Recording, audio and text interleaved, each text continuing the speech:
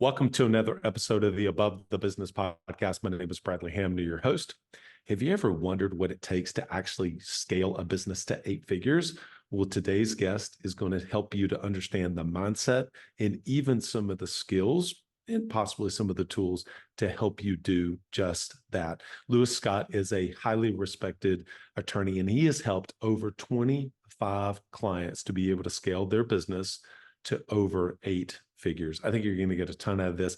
I love to talk about skills and tools a lot, but oftentimes we don't talk about the mindset nearly enough. And that's what you're going to get in this episode. Without further ado, here's my conversation with Lewis Scott. Lewis Scott, welcome to the let me redo that actually. Lewis Scott, welcome to the Above the Business podcast. Hey, thanks for having me. Looking forward to our conversation. I'm looking forward to it as well.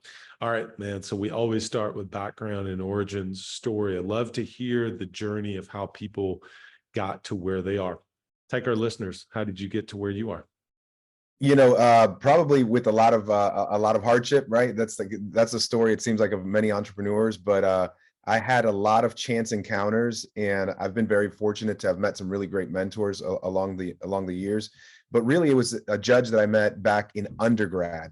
I meet this judge. I'm in a class. I'm sitting in the back row. He does something called the Socratic method, and he's going through the entire classroom, and everybody's giving them what they want to get out of the class and what they want out of life. And here was a doctor, and here was a lawyer, and here was a nurse, and they wanted to do all these things. And I didn't know what I wanted. I wanted to be a Major League Baseball player. Like, that was my only goal. I'm Puerto Rican. My dad had played, semi-pro in Puerto Rico. So I thought I had the genes. My brother was like an all-state player. Like, we grew up in this baseball family. That's all I could think about. But I wasn't going to be able to say that because they were going to laugh at me. And so towards the end of the class, I was like one of the last ones. He says, "What do you want to get out of the class? What do you like to do for fun?" I said, "I like candlelit dinners and I like long walks on the beach." Everybody laughed. I sat down.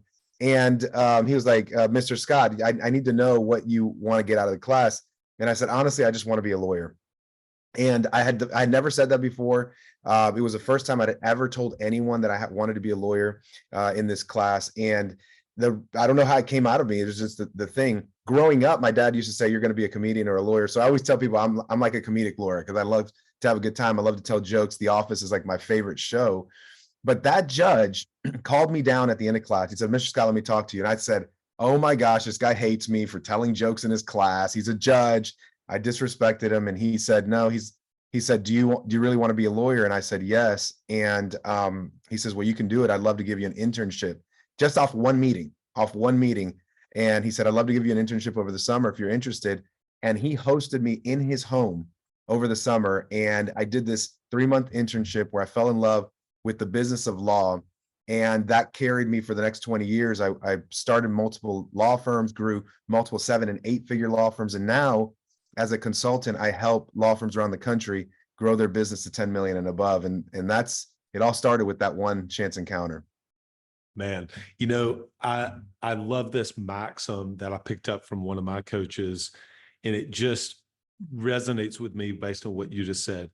You get what you pitch for, and you're always pitching. The fact that you actually pitched, you want to be a lawyer, ultimately set you on a path for the rest of the success that you've had. And so one of the reasons I wanted to have you on is just because you yourself have been able to scale. And what we talk about getting above the business, a lot of people that are listening to podcasts, listen to ours, they want to grow and they want to be able to scale. And so what are the things that you've been able to see whenever you've worked with a lawyer, worked with a business owner that is maybe, struggling in the 6 figures, mid 6 figures range to get to 7 and then get to 8? And maybe you even have some thoughts around even those things, because obviously there's a big difference between $1 million and 10 million itself. But just what are your thoughts? What are the things that you begin to help people to do to start thinking about going from 6 to 7, 7 to 8? Yeah. So, from 6 to 7, it's all about client generation. You have to have a strong focus on client generation. And I think one of the problems that people have is they don't learn the skills of marketing and sales. And so when you're going from, let's call 0 to $1 million, you really need to learn sales and marketing. You need to know where does your client reside? In my book, The King of Growth, I talk about this concept of understanding who your client is and knowing where they are. Where is your client? Where can they be found? And then marketing to them where they can be found. I remember having a law firm that I was working with, and they serviced high-end divorce clients. And for a long time, they were getting their clients from a country club, and they were members of a country club, and they were getting clients, and it seemed like it was repeatable business. Well, one day they decided that the cost of membership was too much. They were going to quit the country club, and they were going to go and try to do marketing a different way. And their business started tanking. And so they hired me, and they started asking me, what can I do to improve my business? And I started, just diving in, like, how did you get business before? And I said, you need to go join the country club. Like, that's where your client is found. So of course they go back and join the country club, and the rest is history. And I think what happens with a lot of people is that they don't know who their customer is, and they don't know where that customer can be found. And so they don't know how to set up the marketing right. And I think you got to become a master at marketing and sales. So that's like 6 to 7 figures. From 7 to multi 7 figures, you got to get good at finding people. And see, the business cannot develop until you find people. And so you got to get really good at selecting people. You have to get good at finding people that fit your vision, mission, and values. That's another key. Have vision, mission, and values. And you want to find people who want to be a part of that, who want to join in and lock hands with you. And if you don't get good at selecting people, you're going to be on a perpetual treadmill. The cycle of just constant turnover, and it's going to become so frustrating that you'll give up, and you'll likely either retreat back into the 6 figures or stay 1 million, 2 million for the rest of your life. And that's not a place where you can live forever if you want to get out of doing the job of running a business. And so that's really 7 figures. You got to get good at people and people management. You have to start learning how to delegate. You have to give people things that they can do and get rid, take things off your plate. I've always said, if you want to grow a big business, you have to become a master delegator. And so that's phase number 2. But to go from multi 7 figures to 8, that's a totally different ball game. It's not like stacking sevens. I get this all the time. I see people who have been in business for 10, 15 years doing the exact same revenue for 10 to 15 years, 3 million, 3 million, 3 million, 4 million, 4 million, 4 million, 5. They just do the same revenue. And it's because they haven't learned one key thing you need to scale and get to 8 figures. And that's, you have to develop leaders. And developing leaders is by far the most difficult thing in life to do. And we know this because every year over 200,000 conferences worldwide are dedicated to leadership development. And because it's so hard to develop leaders. Yes, some leaders are found, but many of them are developed. And if we don't get good at developing leaders, we will be the only leader in the business. We'll have a flat organization, and flat organizations can't scale. And so phase 3, or what I call the 8-figure phase, is to develop leaders who can take on major parts of the business and do them better than you can, because you can't do everything. And so that's the biggest difference between multi 7 figures is 8, is that development of leaders. And as I've been blessed to work with 25 firms now that have reached 8 figures in predictable revenue, I can see the transition happen every time. As soon as they find that key leadership group, it happens almost instantaneously. They'll go from 6 to 12 million in about a year. And it's beautiful to see when you see somebody go from $500,000 months to a $1 million month, and now their take home is 200,000, 300,000 per month. Like, that's a beautiful thing to see. And that only happens when you can find leaders. Man, okay. Just because of our time that we have, I want to focus the rest of our conversation on 2 of the ones that you mentioned. One, let's call it mid 6 figures. Let's say 500,000.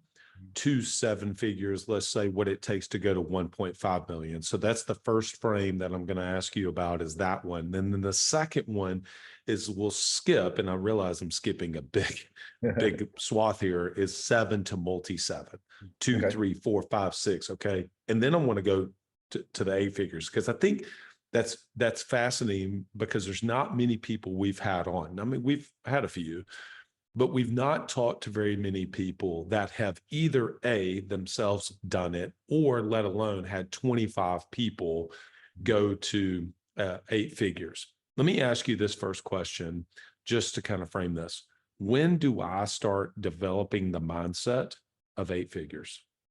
You have to want it from the beginning, to be honest with you. I think that one of the things that I have found in working with people is that somewhere around 4 to 5 million people lose their enthusiasm for reaching 8 figures.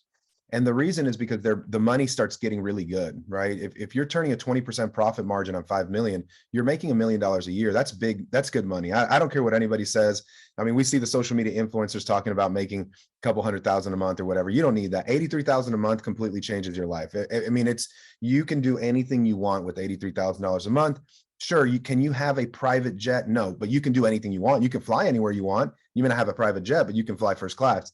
And I think that people lose their enthusiasm. So if you want to get to 8 figures, you have to start developing that mindset early on, and you have to have the belief. Now, I'm reading a book right now called Psycho Cybernetics. It was actually a Oh, book. yeah, Yeah. I've read that book. Yeah. Oh, Right. that's awesome. So like it was written in 1965, 35 million copies sold. And the book talks about how you can never grow beyond your self-image. And so if you want to be an 8-figure firm, you got to have the 8-figure self-image. You got to have the 8-figure confidence. You got to have the 8-figure belief. So it's more than belief. It's belief, self-image, and the confidence that you can do it, so that you have the swagger. I don't know if that's a word that a lot of people use in the business. You got to have the swagger. Like, you got to walk into a room and know that you're going somewhere and that you're going to be somewhere. And I have found that even from a young age, maybe I developed this because I had a great family unit, and I benefited from not having growing up in a toxic family. Like, I always tell people, I don't know what it's like to be in a toxic family, because my parents were great. They're still the most amazing people I've ever met. And I have a great relationship with my siblings. None of us fight, and we all get along. And so I probably developed that self-image, young, but you got to have that self-image. And so if you don't have that, you have to start working on that.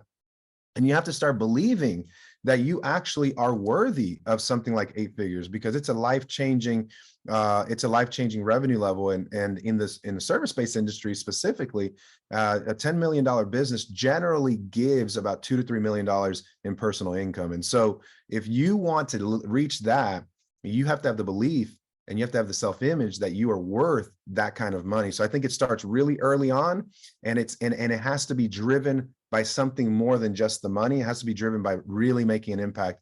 And what I've seen across all 25 firms that I've helped do this, and even myself, is that they all are driven by something greater than the money. And that starts early on. It doesn't start when you get to 10.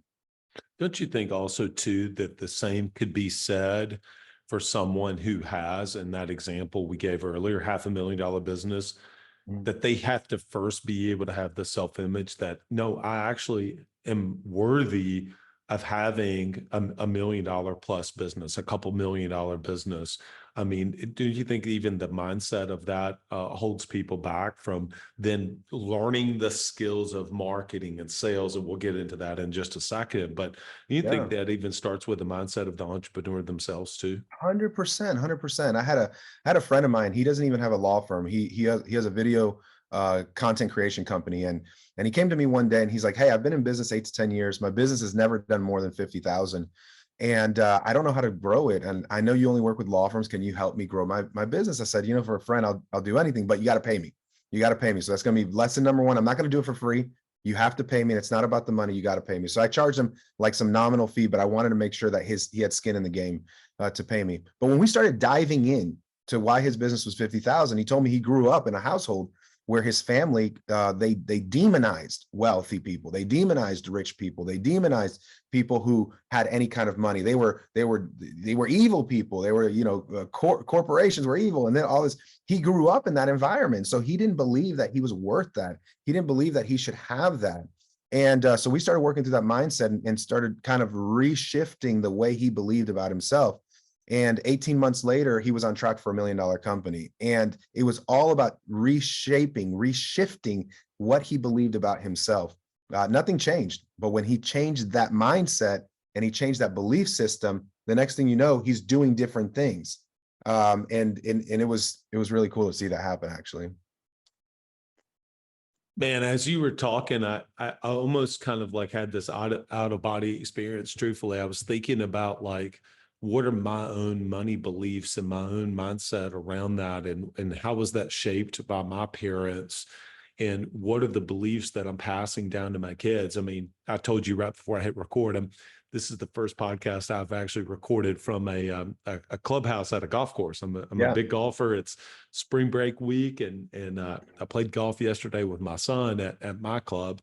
And I was thinking to myself as I was watching him play, and that I was like, man, I grew up at a 9-hole goat track. Like I didn't have a country club. We didn't have the money to afford to be at a country club.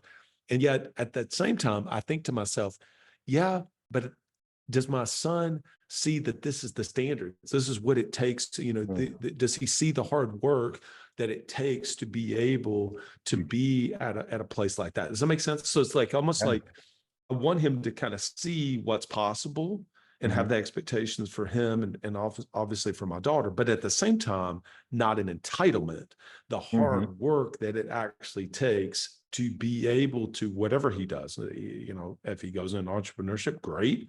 If he does something else, that's totally fine too. But regardless, that he has already seen, hey, this is how I want to be able to live my life. But yet I also understand that my parents sacrificed a lot for me to be able to do those kind of things. Does that make sense? Like you want, I was Total wondering sense. about that just yesterday, actually.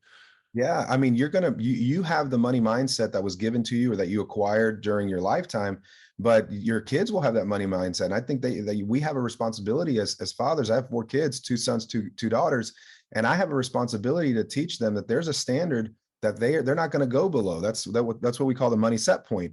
We're not going to go below our set point. Our set point is, Mm, and that's what now. What is it that what does it take to get to that set point? Is what I want to teach them. But my kids, and I don't fly private currently. I don't. It's on my bucket list. Actually, I have it on my dream board right now for the next 18 months to do that. But my kids have never not flown first class. Like that's just what we fly. It doesn't matter where we fly. No matter where we go, they always fly first class. My 2-year-old little daughter's in her own seat. Like it is what it is. That's the set point. Now you have to go beyond that. It's like develop that, but also teach them what it takes to get there. And I think that that's sometimes where we miss the mark. But I spend a lot of times with my kids developing that money mindset. When my youngest son, he's 11 years old, man, he's got the confidence I've never seen anywhere. And he says, I'm gonna be, an entrepreneur. I'm gonna be a millionaire. I'm gonna make so much money. And I tell him, absolutely you are. But let me tell you what you have to do.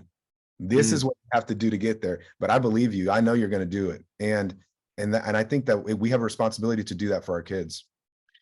So I will often use and I frame it for myself, and I've said it on the podcast a lot: mindset, skill set, tool set. So Mm. like, what are the tools that I need? Like whether it's maybe you shoot me a Google sheet. Hey, here's a template that we use, right? And here's this, Google document that we have. Okay, those are great tools for me to have. And then skills, the skills of marketing and the skills of sales. I'm curious. I mean, this conversation at this point has been pivoted over a lot on mindset, which I think is incredibly important. How much do you actually spend with your clients on actually the mindset stuff, the things that we're talking about here, versus like, okay, now here's actually the skills Yeah. of running ads and billboards and social media ads and those type of skills? Yeah. I think it was a quote from Yogi Berra that he said, 80% of hitting is 90% mental or something like that. It was like some, Yeah. I don't know the exact percentages he mentioned, but I never thought when I got into consulting that the majority of my time would be spent on developing people's mindset. And it is a large part of it. I always say that we're a 1% strategy company. That means we only give you 1% of what you actually need to build your business. The rest of it is just working through decision making. Like, what do you do when a low performer is not living up to the expectations that you have? What is the mindset that you have to have in order to fire someone without fear that it's going to create collateral damage, or without fear that your business is going to tank? I'm working with the guy right now who hasn't taken a vacation since he started his business 4 years ago. And we finally got him to book a vacation. Like that was a huge mindset thing. I told him, I said, your business is not going to burn to the ground. And if it does, just claim the insurance. We'll build it back up. If there's a fire, we'll build it back up with the insurance money. But I think that's a mindset thing that we have to work with people on. So I didn't think so, but I would say probably 60 to 70% of the time I'm having conversations about mindset with clients.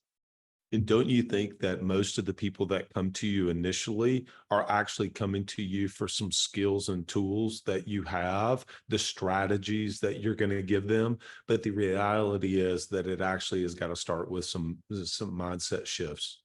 Yeah, I mean, absolutely. It's funny because I always say that the number one thing that people hire us for is for marketing advice. But we never end up talking about that much marketing. Like I always tell her, it's like, you don't need marketing advice. You need to start believing that people are out there that want to hire you. And all the advice that I need to give you is in my book. So just go read my book. It's got all the marketing advice. Now let's talk about how we get to the belief that it's going to happen for you. Okay. Yeah. Yeah, that's so good. All right. Well, let's dive into, let's talk about, let's go to that example I mentioned, the 500,000 to say 1.5. Now, to that business owner, let's be real, attorney, insurance agency, coaching company, it doesn't matter. You go from 500,000 to 1.5, you've tripled the business, you've added $1 million.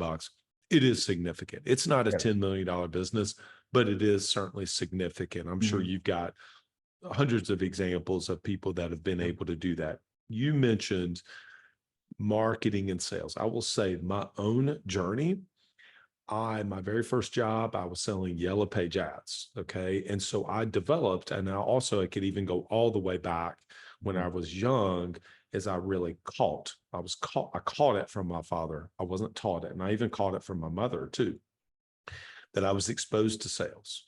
Yeah. The biggest weakness. And until I had the mindset that I actually allowed myself to say, I don't know what I'm doing regarding marketing, then I could begin to acquire the skills of marketing. Typically, for the clients that you work with, those get lumped together, but they are two distinct things. Yeah. Which one do you see as the biggest area that you need to improve upon? You mentioned most people come to you with marketing, so I'm going to assume marketing, but what do you typically see in that area? So, so in terms of improvement, I've actually said that the greatest skill that any person can know in their life is sales. The better you are at sales, the more you're going to eat. And anybody who can sell can become a millionaire. Actually, it doesn't matter what you sell. It is the single greatest skill, because in sales you have to know empathy. In sales you have to know how to handle objections. In sales you're going to develop the ability to overcome rejection. In sales you're going to develop a better speech pattern, a way to communicate better. You're going to be a better communicator. So sales is the single greatest thing that you could learn. And here's the thing: if you have a company that's getting you 10 leads a month and you're a better salesperson, you can convert all 10 of them versus needing 100 leads to convert 10, which is what you typically see is in the legal space, or really the service-based business space, which is a 5 to 10% conversion space. We're teaching 50% conversion. So just put that in perspective. I tell my clients, if you can't convert at 50%, you need to focus on sales. You should be able to convert 50% of the people that come qualified to you. Why? They came to you. I mean, they're reaching out to you. Why wouldn't they convert? And so sales is the greatest thing that you could learn, because it's going to help you be more efficient in your marketing spend, and it's going to help you increase your revenue. And so if I take a $500,000 business, I actually had a business. It was $389,000. They were getting about 50 leads a month. They were converting 5 or 6 of those leads without spending additional money on marketing. We just worked on sales for 3 months. For 3 months, they took that $389,000 business to 1.7 million in 18 months, just by focusing on sales. No increase in marketing whatsoever, because they took their 50 leads, and instead of converting 5 or 6, they were now converting 15 out of 50.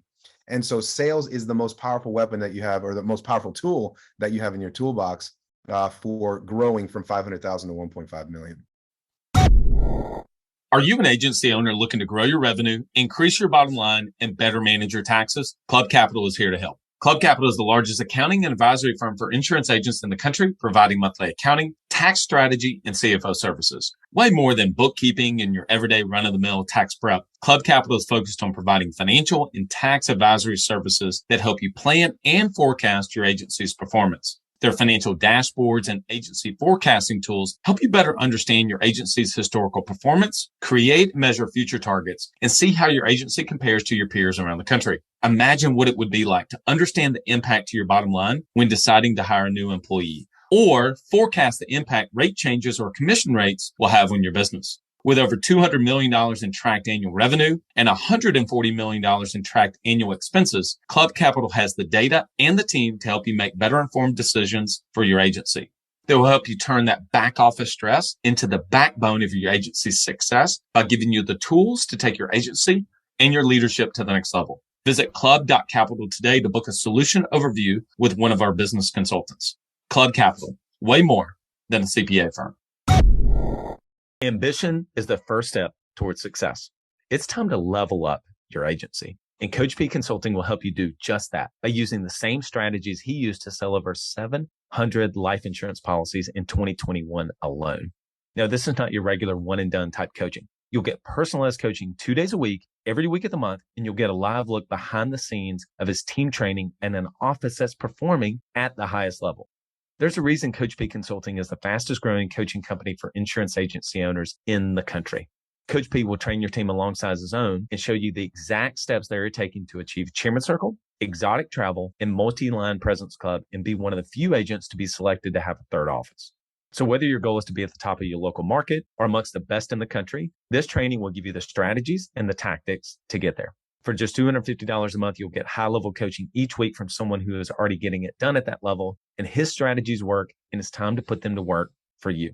Sign up at coachpconsulting.com and get your first full month for free when you mention the Club Capital Leadership Podcast. To me, sales is the greatest tool that you could have in your business. And the reason for that is because of all of the things that you get with sales. You become empathetic, you become a good listener, you handle objections, you can overcome rejection. And I was working with a client who had a $389,000 business and 50 leads a month. She was converting about 5 or 6 and hired me for marketing help. How do I get more clients and so forth? And I said, look, you have a sales problem. Let's start working with sales.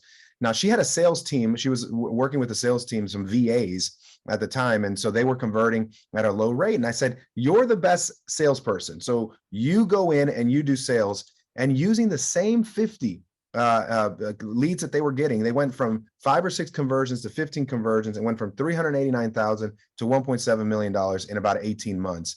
And so to me, knowing sales is really a game changer in your business. If you want to go from 500,000 to 1.5 million, it's really all about sales and being better at converting the leads that do come your way.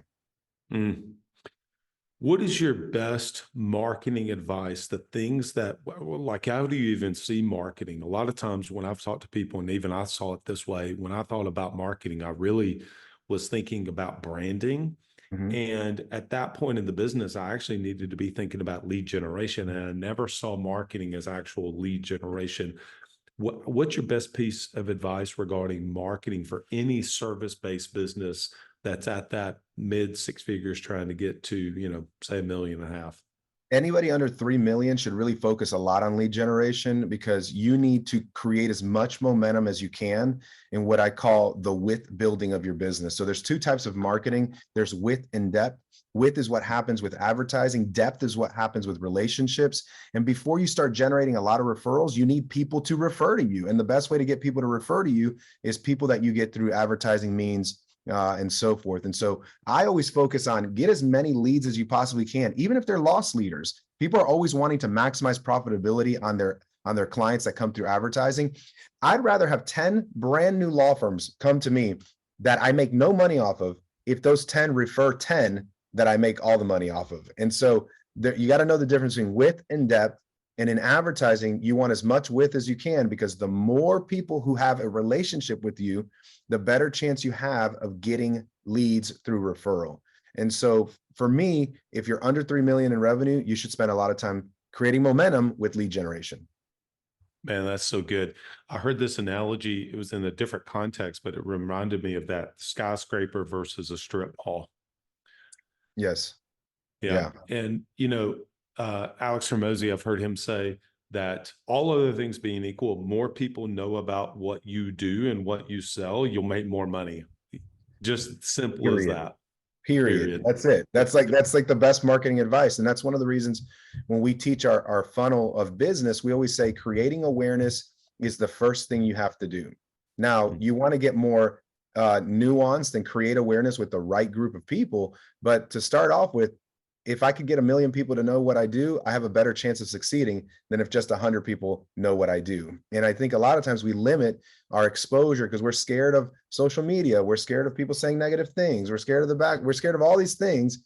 And none of those things put food on the table. And at the end of the day, I said this earlier in the show, I have 4 kids, so I don't have time to be scared of things. Got that right. Lewis, this has been great. You're a great communicator and obviously really good at sales yourself. So last question. Well, before the last question, if people want to reach out to you for you to be able to work with them and help them, they want to just connect with you, learn more about what you do, where would you point them to?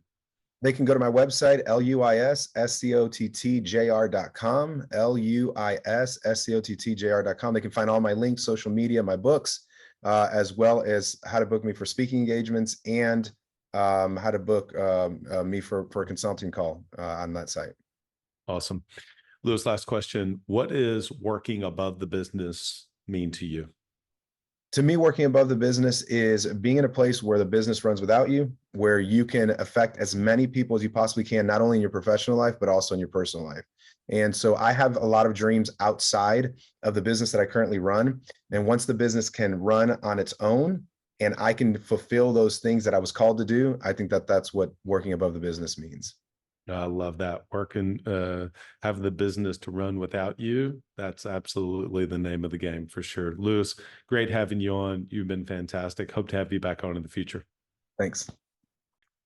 Well, I think I mentioned this. We've not had many people on the podcast that have actually been able to scale their own business, let alone help other people to be able to scale a business to 8 figures. And so there were so many different things that we picked up in that episode. And it was really much more on the mindset side, but I think that that's so incredibly important. And I shared openly some of the things around kind of my own mindsets around money, et cetera. And what did I learn or what did I pick up or what did I just kind of absorb from my parents? Many of you know I've shared my dad as a small business owner. What did I learn or see or absorb? What was taught to me around my own money mindset beliefs? And that's something I've actually been thinking about the last few years and have read a few books on that. Maybe I'll even do a Friday solo podcast on some of those things. And so possibly maybe your own upbringing, maybe both good and bad. Maybe you had some multimillionaires around your family that were able to show you what it was like. And maybe you really struggled. Maybe your family situation was tough and you were bound and determined to be able to not have that same situation. I just urge you to consider what were your own kind of money mindset beliefs and what do you believe that you actually have the abilities to be able to grow a business to $1 million, let alone grow a business to $10 million. He said that a lot of people get stuck in that $3 to $5 million range because that 20-25% profitability, they are making so much money that they just lose the drive and the ambition to have to get to 10 because it's becoming enough. And so it really then starts with having that mindset from the beginning that, you know what, I think I can actually get this company to $10 million. So I thought that was one of my biggest. If you've not read Psycho Cybernetics and talking about self-image, I definitely encourage you to pick that up. I've actually thought about trying to find somebody. I think that author has passed away, to have somebody that maybe is trained in that to speak on that book, and maybe we can try to find a guest to come on, because I think that is a fantastic book to be able to pick up. I read it probably 4 or 5 years ago, and actually I think I'm going to pick it up again coming up recently. Big shout out to our podcast sponsors, Autopilot Recruiting, Coach P Consulting, Club Capital, and Today Up. They are some of the best in the business. If you're an insurance agency owner wanting to really grow and scale you and grow and scale your business, there's none better in the business than our podcast partners. If you want to get control of your money and where you are today and to be able to put a forecast in place, Club Capital can help you to be able to do that. Go to club.capital, book a no obligation demo. And as Lewis was talking about, the importance of team, but I think that even the importance of team starts whenever you're, at 300,000 in revenue and trying to get to $1 million. It becomes incredibly important, of course, when you get to $1 million to 2 million to 3 million, of course. But if you build the team, then you can build the business. And you need two things. You need to be able to attract incredible talent, A players, to your team, and you also needed to develop them. And that's perfectly where, sorry, team, messed that up. And that's where Autopilot Recruiting comes in and Coach P Consulting. They can help you to find the talent. And then once they come on board, you can work with Coach P Consulting to be able to help develop them. You need both. You got to get the A players and you got to develop them. You know, I love college football. You got to recruit 5-star talent, but you still, once they come on campus, you got to continue to develop them and train them and coach them. And business is really no different. So go to autopilotrecruiting.com, autopilotrecruiting.com, and also coachpconsulting.com, and let them know that you heard about them on the Above the Business podcast. Last and certainly not least, Today App Pro. If you want to be able to consolidate a lot of the back end stuff for your compensation plans, your bonus, and the word tracks, possibly some word tracks you pick up from Coach P, none better than Today App Pro. They have a beautiful interface for both your team and for you. It's something that your team is actually going to love to use. I love a good spreadsheet. I admit it. Kind of geek with that. I love Google Sheets and Excel sheets, etc. But the reality is, sometimes we need to upgrade the software that we're using to be able to buy back some of our time, give our team the tool that they need. That really becomes a tool in your arsenal. We talked about mindset, skill set, and tool set. Well, one of the tools that you can use is Today App. Go to todayappro.com, todayappro.com. Of course, it's corporate approved, going to work with your CRM, going to sync perfectly, and your team is going to love to use it. Todayappro.com. All right, everyone. That was a great episode. Hope it resonated with you. Love to hear your feedback. Thanks for all of you who shoot me a message after our podcast that we drop. Some of you send me a message on email. Some people send me a message on Voxer, et cetera. Thank you so much for that. I'd love to hear what you picked up from this episode and what are some of the maybe mindset beliefs that you have shifted or you're beginning to rethink, where did I learn my own mindset, my own money beliefs, my own mindsets? What are the false beliefs that I can break and adopt some new ones? Till next episode, lead well.